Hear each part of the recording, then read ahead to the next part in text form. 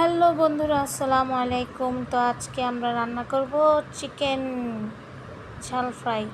তো প্রথমে কড়াইতে আমি দিয়ে দিচ্ছি তেল পর্যাপ্ত পরিমাণের, কারণ আমি একটু তেলের পরিমাণ বেশি দেই।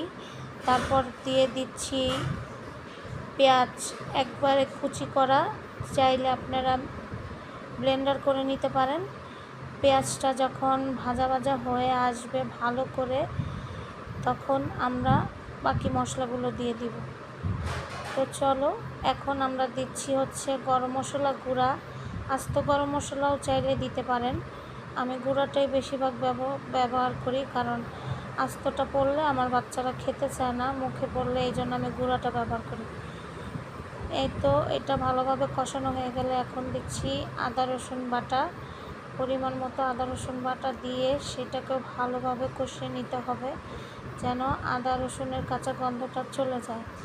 যতক্ষণ পর্যন্ত গন্ধটা না যাবে ভালোভাবে কষাতে হবে। তারপর দিয়ে দিলাম মরিচের গুঁড়ো, তারপর দিব হচ্ছে হলুদের গুঁড়ো, জিরা ধনিয়ার গুঁড়ো, এগুলো সব দিয়ে দিব।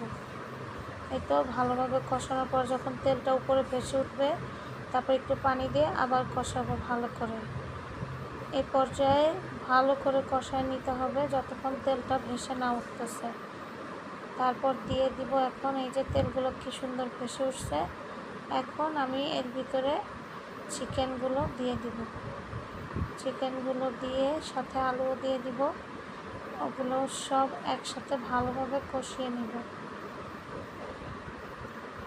তো চিকেন আগে কষানো শেষ হলে ওটার সাথে আমি আলু এখন অ্যাড করে দিব, কারণ আমার একটু আলু ভালো লাগে ঝাল ফ্রাইয়ের সাথে, আবার আমার বাচ্চারাও আলু খায়, এই জন্য ভালোভাবে এটা নেড়ে কষায় একবারে সিদ্ধ হওয়ার আগ পর্যন্ত ভালোভাবে কষিয়ে নিতে হবে। ভালোভাবে মিক্স করার পরে এখন ঢাকনা দিয়ে ঢেকে দিতে হবে।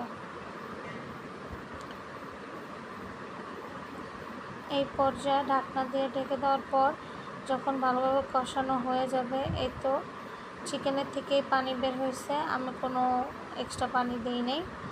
এই পানিটা দিয়ে পুরো মাংস আলু সব সিদ্ধ হয়ে যাবে। এখনই দেখতে খুব ভালো লাগছে আমার কাছে।